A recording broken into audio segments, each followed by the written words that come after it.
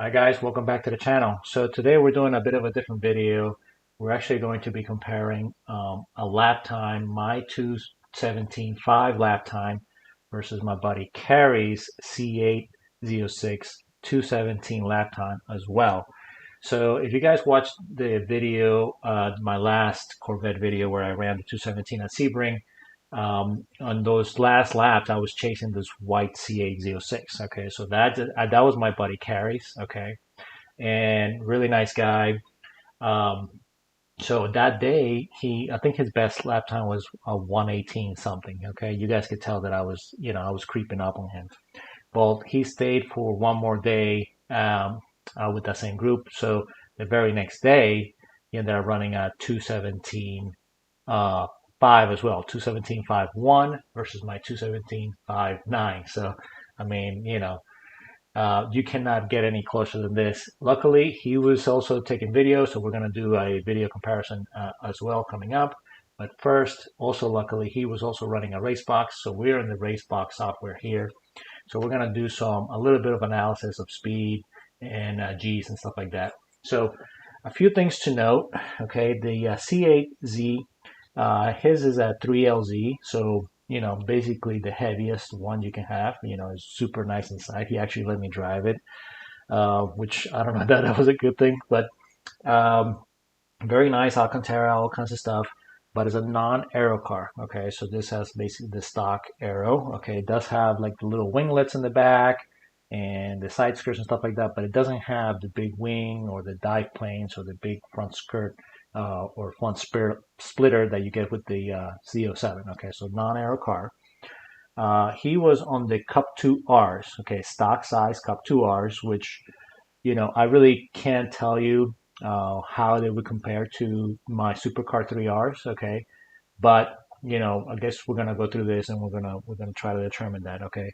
Um, so the other thing that is done to the car, he has AP racing brakes front and back, and he's running the Ferodo 312s also front and back. Okay. So those are the only modifications to the car. So I would say, the car is probably a little bit heavier than my car. Okay.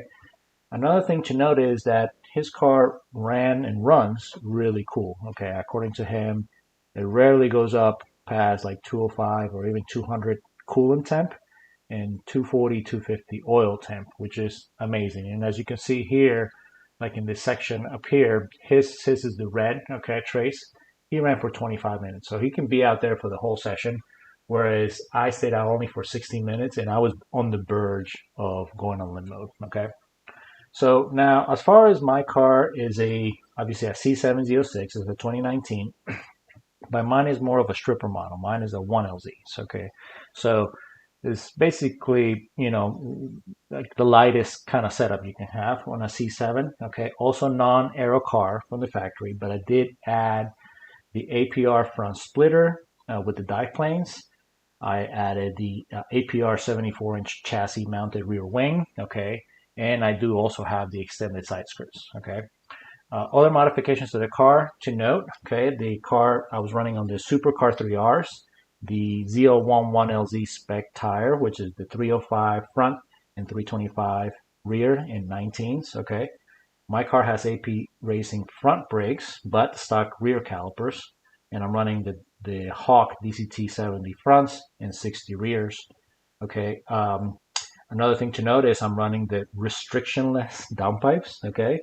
And for cooling, I'm running the 2019 stock GM radiator that comes on the automatic car. So the automatic cars get a little bit of a thicker radiator, okay? So it's a plug and play for all the Corvettes. So I am running that. Now, but saying all that, my car ran extremely hot, okay? So in this session where I ran the 217, I had to lay it off basically at that last lap because I got to 252 coolant temp and 302 oil temp. So on the verge of limb mode. Okay, so obviously, not good and not sustainable, but things to know. All right. So let's get into some of the details here. Okay, so my trace is in blue, his trace is in red. Okay, as you can see, max corner G for my car, the C7, is 1.37. For him is 1.28. Okay, It says max acceleration is 0.64 and his is 1.4. I think this is flipped. I don't know what happened here.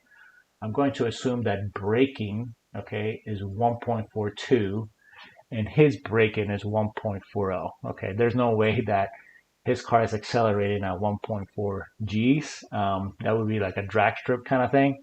So I think something happened with this. So take that with a grain of salt. But seeing that 1.42 and 1.40 are so close, and you're going to see peak Gs really when you're braking in a street car, so I think that's a correct assumption. So both cars, pretty good braking performance for, a stock car with stock ABS, okay?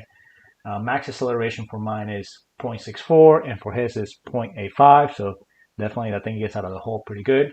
Max speed for me is 147.4 and his is 153.2. I mean, the C8 man, these things are really fast. It's incredible how fast they build speed.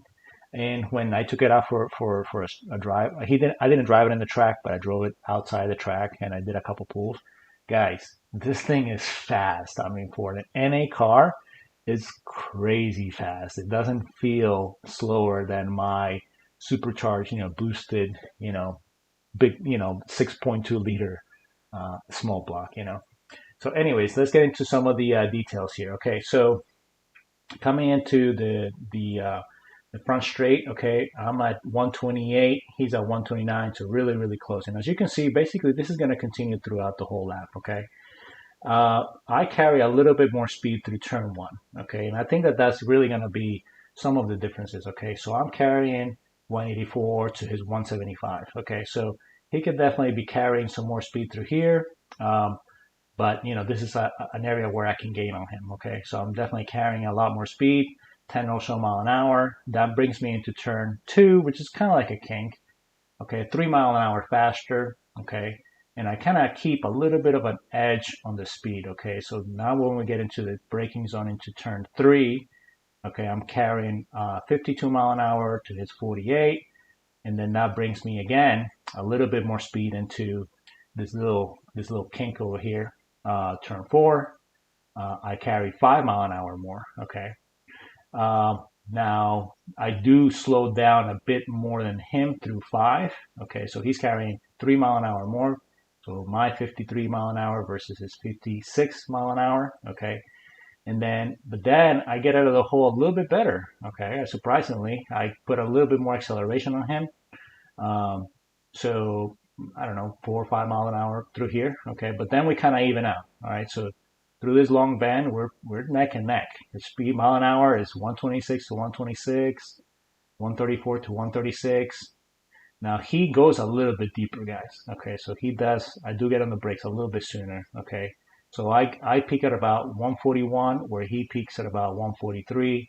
He goes a little bit deeper. So he's basically braking, I don't know, at right up after the bridge or so. So he carries a little bit more speed into the braking zone. Okay, at the turning point of turn 7, we're neck and neck again. Okay, and then he gets out of the hole a little bit better. So if you look at this delta here, okay, he's definitely accelerating a little bit better through what is this, turn 8? Okay, turn 8, turn 9 combination. Okay, but then I don't know if he lets off the gas a little bit through turn 9. Okay, it is a pretty fast turn. Okay. But I catch him up right there, okay? And then we come into the braking zone. There, he brakes a little sooner. I carry a little bit deeper, okay? But pretty close at this point. I carry a little bit more speed, okay, coming into turn 10 right here, okay? But we take that turn pretty much at the same speed, okay? Now, coming through this section of 11 and 12, okay, this is what people call tower over here. The braking zone is like in the middle of this trace here. So this is kind of where you start turning. You start braking here and then you turn in. So he goes a little bit faster in, but then I think I don't brake as hard as he does, and I carry a little bit more speed through this area, a little bit more speed through the turn, but then he gets out of the hole better. So as you can see, guys, this is like a back and forth, okay? The cars are so so closely matched. Okay, but at this point, if you could look at the trace up here, I'm behind him. Okay, so I'm definitely behind him. Now through bishops. Bishops is it's a high risk, high reward type of turn. It's very fast. Okay, and as you can tell, he just did not carry as much speed as I did. Okay, so this is another area where I definitely made up a lot of time. I'm carrying a peak of 127 to his 118. Okay, so 9 mile an hour more for me. And obviously I'm carrying more speed throughout into the hard braking zone over here. Then this complex, we're pretty close. Again, I'm carrying a little bit more speed into turn 16. He brakes a little bit harder, but then he gets out of the hole better. Now through the whole back straight, guys, is really close, really close. So, but ultimately he does end up carrying more speed into the actual braking zone. 152 to my 145. So this thing is fast, guys, very fast. Okay, but I make it up on the braking zone. Okay, so as you can see, that is not everything about how fast your car is, right? So back here, before we start turning in, okay, I'm definitely behind him. I'm a car length or so behind him, as you can see in the trace. But then as soon as we get to the first part, this is like a compound type of turn, right? It looks really smooth here, but really this is extremely bumpy if you look at the videos. So I carry a good amount more speed into that first part, okay? 77 mile an hour to his 66, okay? So I definitely have a little bit more courage there, okay? But then he accelerates harder, and then but somehow we end up evening out, and boom, there we go. So, guys, very, very close. So let's look at corner NGs, okay?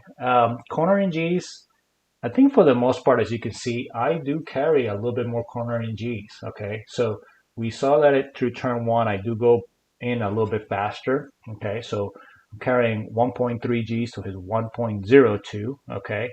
Down here, again, 1.3 to his 1.01. And then this is pretty even here. All this is pretty even. But here I'm carrying a good amount more speed. I don't know. Maybe some of these don't look correct. This would be a hard braking zone. So I don't know why it would show there like that.